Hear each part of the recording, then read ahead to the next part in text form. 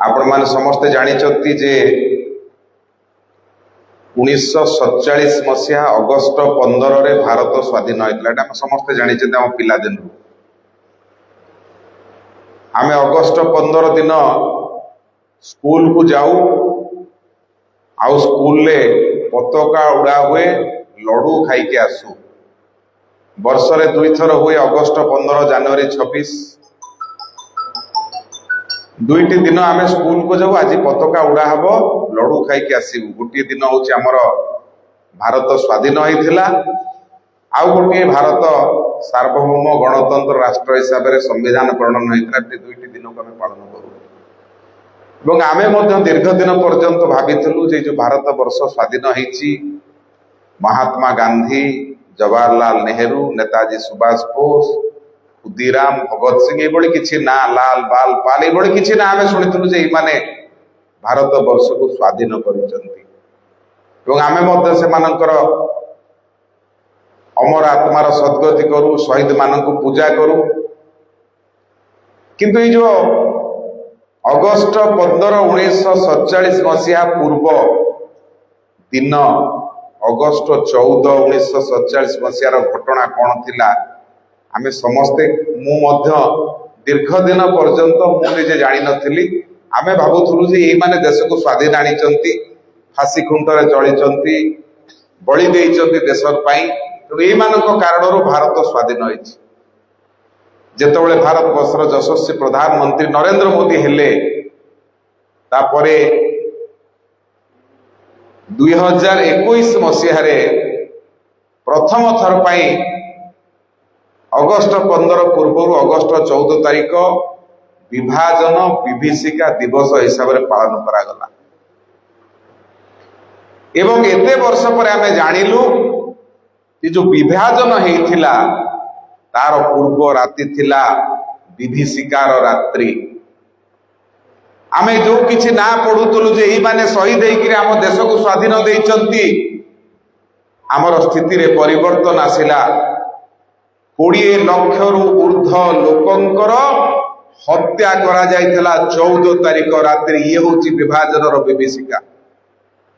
20 लाख लोक को मारिकरी भारत को पठा जाइथिला। पठानकोट ट्रेन आसिक दिल्ली रे पहुंचुला, खाली कोटा मुंड सब से ट्रेन भितर थिला। दिल्ली रे सब से माने ओलौतले खाली सब बाहरुला। गोड़े गोड़े लोक को पचरा जाउथला तमरो धर्म कोन, कलाम पढ़, देहरु वस्त्र विवस्त्र करके तांको चेक करा जाउथला एमानकर जाति रे कोन। गोटिए पटे जातिर आधार रे पाकिस्तान तैयार हला बेले आ गोटे पटरे सर्वधर्म समभाव कहीकि भारत तैयारी है। जो भारत वर्षर महात्मा गांधी जो भारत वर्ष को स्वाधीन करने संग्राम जारी करथिले, लड़ाई जारी करथिले, जो महात्मा गांधी कहते जे मेरे जीते जी भारत का टुकड़ा नहीं हो सकता है, सही महात्मा गांधी पुणी गोटे समय प्रस्तुत हो गले जे नहीं भारत आउ पाकिस्तान दुई खंड हम। ये हूँ भारत वर्ष स्वाधीनतार कहानी।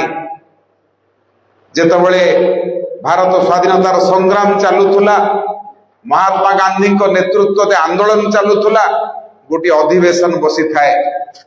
से अधिवेशन में मोहम्मद अली जिन्ना मध्य थांती, महात्मा गांधी थांती, राष्ट्रीय स्वयंसेवक संघर जे संस्थापक डॉक्टर केशव बलिराम हेडगेवार सी थांती। सेठी मोहम्मद अली जिन्ना उठिकी ठिया होकर प्रतिवाद कले जेतबेले वंदे मातरम गान करागला। आमे एठी वंदे मातरम पूर्ण गान करुथुले।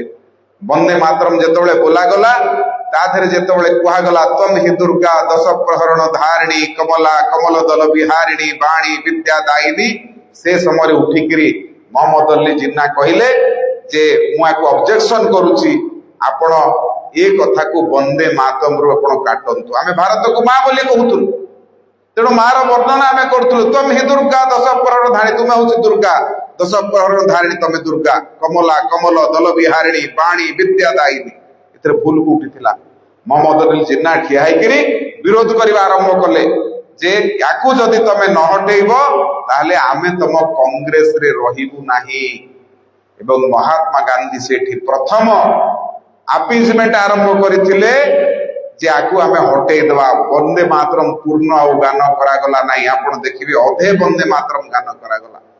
ଏବଂ ସେଇ ସମୟରେ ଡକ୍ଟର କେଶବ ବଳିରାମ ହେଡଗେୱାର ସେ କଂଗ୍ରେସ ଛାଡିକିରି ପଳେଇ ଆସିଥିଲେ, କହିଥିଲେ ନା ଏ ଯୋଉ ପ୍ରକାରର ସ୍ୱାଧୀନତାର ଆନ୍ଦୋଳନ ଚାଲିଛି ଏଥିରେ ଭାରତ ସ୍ୱାଧୀନ ହେଇପାରିବନି, ବରଂ ଭାରତ ସ୍ୱାଧୀନ ହେଲା ପରେ ପରାଧୀନ ହବ।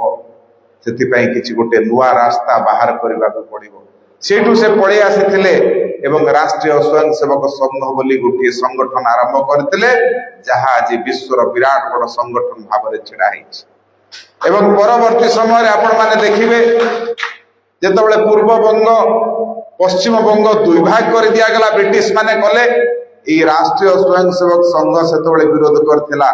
କିନ୍ତୁ ତତ୍କାଳୀନ ଯୋଉମାନେ କଂଗ୍ରେସ, ଯୋଉମାନେ ଭାରତ ସ୍ୱାଧୀନ କରିବା ପାଇଁ ଯୋଉ କଂଗ୍ରେସର ଆରମ୍ଭ ହେଇଥିଲା, ସେମାନଙ୍କର ବିରୋଧ ଭାବ ନଥିଲା। ରାଷ୍ଟ୍ରୀୟ ସ୍ୱୟଂସେବକ ସଂଘ ତାକୁ ବ୍ୟାପକ ଭାବରେ ବିରୋଧ କରିଥିଲା। କରାଯାଇ ପାରିବ ନାହିଁ। ଯେତେବେଳେ ବ୍ରିଟିଶର୍ସ ମାନେ କହୁଥିଲେ ଯେ ଆମେ ଶାସନକୁ ସୁଗମ କରିବା ପାଇଁ ବଙ୍ଗଭଙ୍ଗ କରିଛୁ, ବଙ୍ଗଭଙ୍ଗ ବିରୋଧରେ ଆନ୍ଦୋଳନ ମଧ୍ୟ ଆରମ୍ଭ କରାଯାଇଥିଲା। ଅନେକ ଲୋକ ବଙ୍ଗଭଙ୍ଗ ଆନ୍ଦୋଳନ ଆରମ୍ଭ କରିଥିଲେ। ଏବଂ ସେଇ ବଙ୍ଗ ପଶ୍ଚିମବଙ୍ଗ ହବା ପରେ ଆପଣଙ୍କର ସେଇଠି ମହମ୍ମଦ ଅଲି ଜିନ୍ନା ଆରମ୍ଭ କରିଥିଲେ ତାଙ୍କର ମୁସଲିମ ଲିଗ। ସେଇଠୁ ଆରମ୍ଭ ହେଲା ଭାରତ ବିଭାଜନର ମୂଳ ବୀଜ ପଡିଲା। ଯେତେବେଳେ ବଙ୍ଗ ଭଙ୍ଗ କରିଦିଆଗଲା, ପୂର୍ବବଙ୍ଗ ପଶ୍ଚିମବଙ୍ଗ ଦୁଇ ଖଣ୍ଡ କରିଦିଆଗଲା, ତାକୁ ବ୍ୟାପକ ମାତ୍ରାରେ ବିରୋଧ କରାଯାଇଥିଲା। ଆଜି ଆପଣ ଏହାକୁ ଭାଙ୍ଗୁଛନ୍ତି, ଏ ନିଶ୍ଚିତ ଭାବରେ ଆଗାମୀ ଦିନରେ ଭାରତକୁ ଖଣ୍ଡ ବିଖଣ୍ଡିତ କରିବ। ହେଲା ସେଇଆ।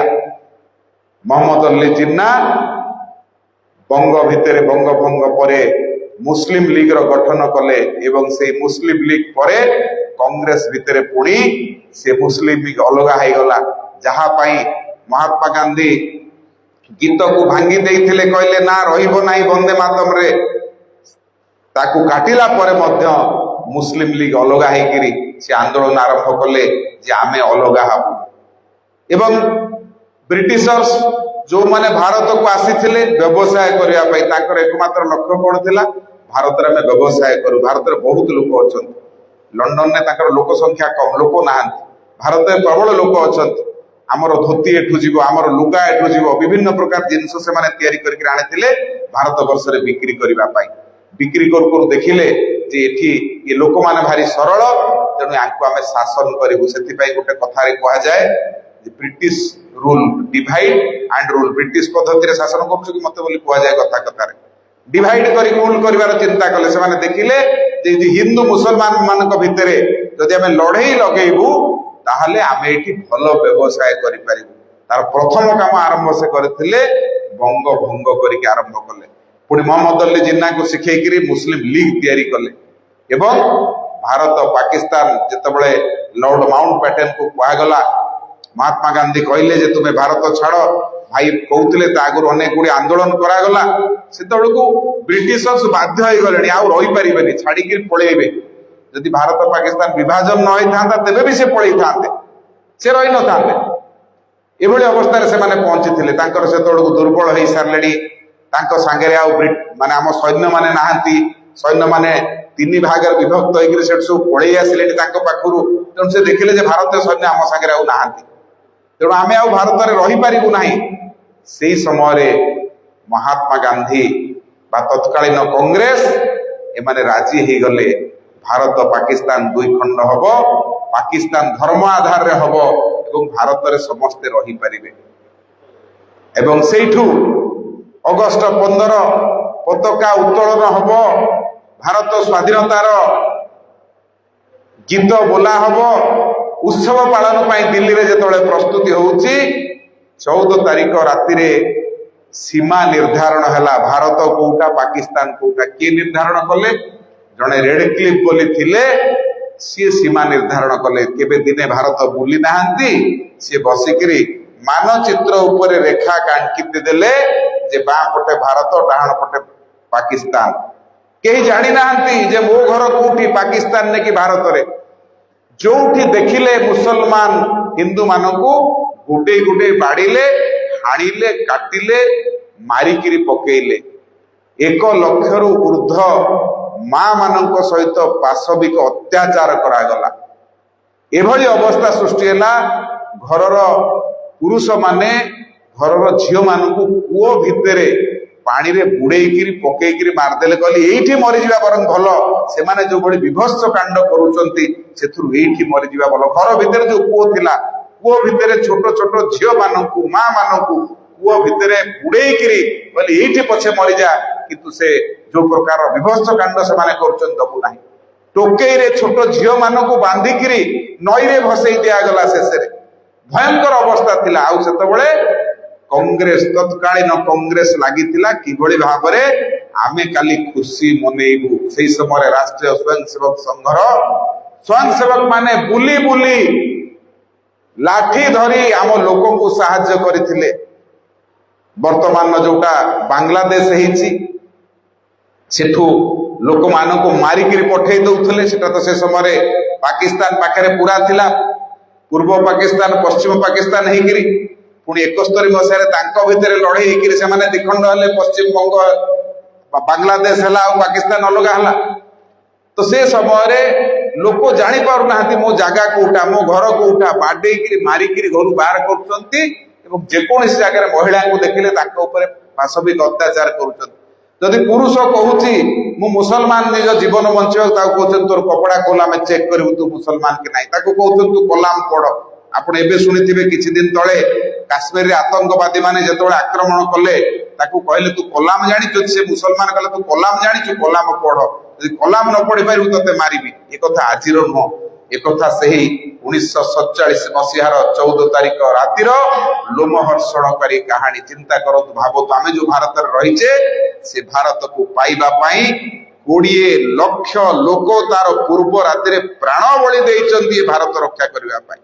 ଆମେ ଭାବୁଥିଲେ ଏଇ କିଛି ଲୋକ ବୋଧେ ଲଢେଇ କରିକି ଆମକୁ ବଞ୍ଚେଇ ଦେଇଛନ୍ତି, କିନ୍ତୁ ଆମେ ଏ ଦେଶରେ ରହୁ ସେଥିପାଇଁ 20 ଲକ୍ଷ ଲୋକଙ୍କ ଜୀବନ ହାରିବାକୁ ପଡିଛି। ଆଉ କିଏ ଦାୟୀ ତାଙ୍କୁ?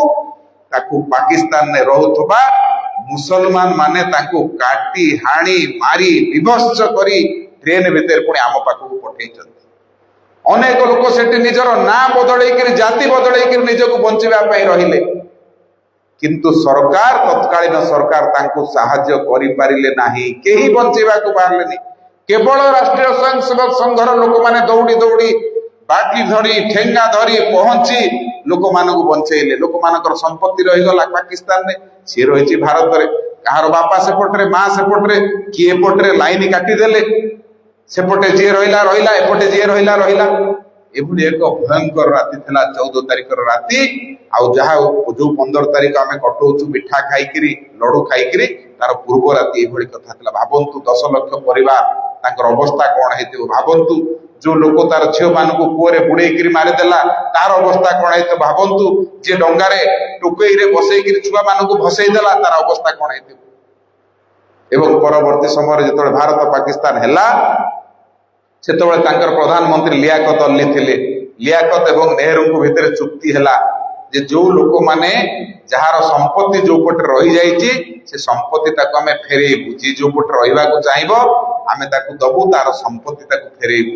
କିନ୍ତୁ ସେ କଥା ମଧ୍ୟ କାର୍ଯ୍ୟକାରୀ କରିପାରିଲେ ନାହିଁ ନେହେରୁ। ଭାରତକୁ ଶାସନ କରୁଥିବା କଂଗ୍ରେସ, ତା ମନରେ ଗୋଟିଏ କଥା ଥିଲା, ଦେଶ ପଛକେ ବିଭାଜନ ହେଇଯାଉ କିନ୍ତୁ ଆମ ହାତକୁ ଶାସନ ଆସିବା ଦରକାର। ଯୋଉ ମହାତ୍ମା ଗାନ୍ଧୀ କହୁଥିଲେ मेरे जीते जी भारत का टुकड़ा नहीं हो सकता है, से महात्मा गांधी राजी ହେଇଗଲେ। କାହିଁକି ରାଜି ହେଲେ? ଆଉ କିଏ ହବ ପ୍ରଧାନମନ୍ତ୍ରୀ? ମୋର ଯେ ଅତି ପ୍ରିୟ। କାହିଁକି ଅତି ପ୍ରିୟ ଲୋକ ପ୍ରଧାନମନ୍ତ୍ରୀ ହବ? ନ ହେଇଥିଲେ କଣ ହେଇନଥାନ୍ତା? ଏତେ ଲୋକ ତ ଆଜି ମରିନଥାନ୍ତେ। ଯୋଉ ଅଖଣ୍ଡ ଭାରତର ପୂଜା ଆମେ କରୁଥିଲେ, ଆମେ ଜନଗଣ ମନ ଅଧି ଗାଉଛୁ, ତା ଦେହରେ କଣ ଅଛି? ସିନ୍ଧୁ, କାହିଁ ସିନ୍ଧୁ ଆଜି ଅଛି ସିନ୍ଧୁ ପାଖରେ, ଆମ ପାଖରେ? ଆଜି ସିନ୍ଧୁ ସେପଟରେ। ଆମେ ଯୋଉଟା ଜନଗଣ ମନ ଅଧିନାୟକ ଯୋଉ ଗୀତ ବୋଲୁଛୁ, ତା ଭିତରେ ସିନ୍ଧୁ ଆଜି ଆମ ପାଖରେ ନାହିଁ। ପଞ୍ଜାବର ଅଧେ ପ୍ରଦେଶ ଆମ ପାଖରେ ନାହିଁ। এইଭଳି ଏକ ଅବସ୍ଥାରେ ଭାରତ ଆମ ପାଖକୁ ଆସିଛି। ଯୋଉ ଭାରତ, ଅଖଣ୍ଡ ଭାରତ ଯାହାକୁ ଆମେ କହୁଥିଲୁ, ଆଜି ସେ ଭାରତ ଆମ ପାଖରେ ନାହିଁ। ତାର କାରଣ ହଉଛି ଯୋଉମାନେ ଏ ଦେଶକୁ ସ୍ୱାଧୀନତା ଦେବା ପାଇଁ ସଂଗ୍ରାମ ଜାରି କରିଥିଲେ, ଆମେ ଯୋଉମାନଙ୍କୁ ଜାତିର ପିତା, ଜନକ, ମହାତ୍ମା ଅନେକ କଥା କହୁଛୁ, ତାଙ୍କର କୃତି ଆମ ଆଖି ଆଗକୁ 2021 ମସିହାରେ ପ୍ରଥମ ଥର ପାଇଁ ଆସିଲା। କାହିଁକି ନା ଆମେ ତ ସବୁ ନଥିଲେ 1947 ମସିହାରେ, ଆମେ ତ ସବୁ ତା ପରବର୍ତ୍ତୀ ସମୟର ଲୋକ। ସେଥର ତ ଲୋକ ସବୁ ଚାଲିଗଲେଣି, ବହୁତ ଲୋକ ନାହାନ୍ତି। ଆମ ଜେଜେବାପା ବାପା ସେମାନେ ଜାଣିଥିଲେ, ସେମାନଙ୍କ ତ ଚାଲିଗଲେଣି। ତେଣୁ ଆମ ପିଲାମାନେ ମଧ୍ୟ ଜାଣିବାର ଆବଶ୍ୟକତା ନାହିଁ।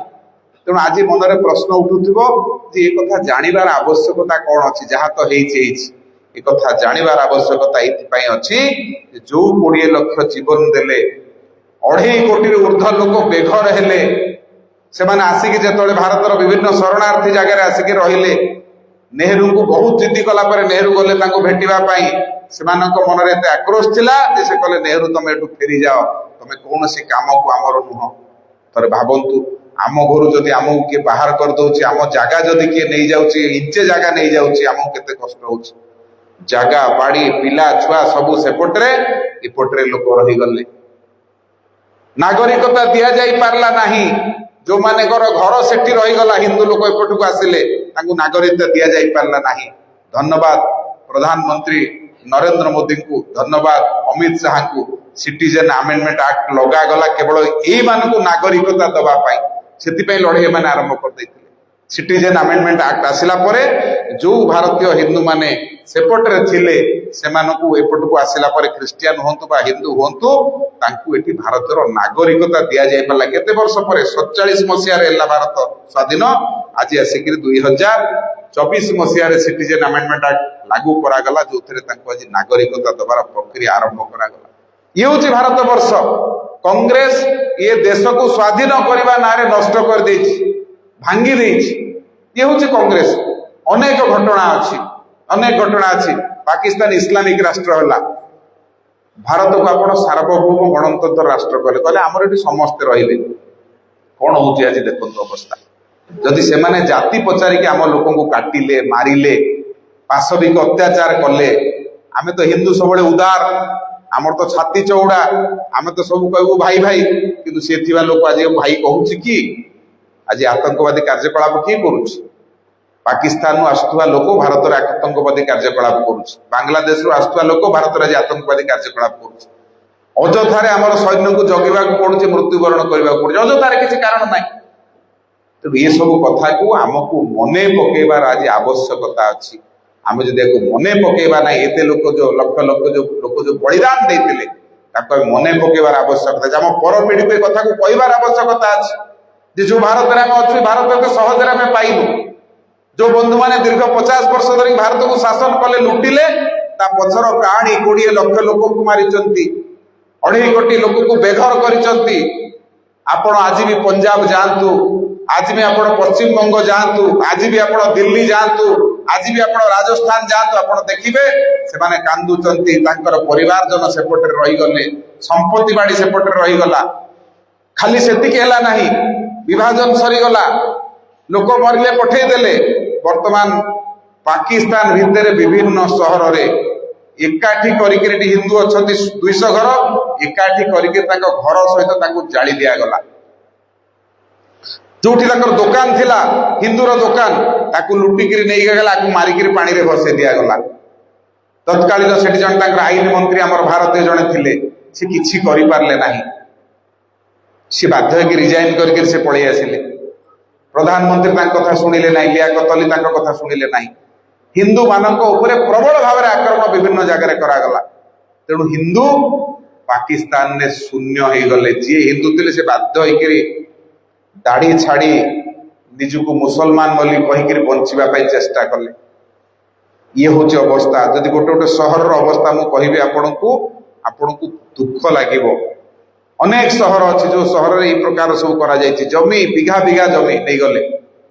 ଜମି ଛାଡ, ଯଦି ତମେ ବଞ୍ଚିବ ତମେ ଯାଇକି ସେଠି ରୁହ, ମୁସଲମାନ ହେଇକି ସେଠି ରୁହ, ଜମି ଛାଡ, ଏଇ ଜମି ଆମେ ସବୁ ନବୁ।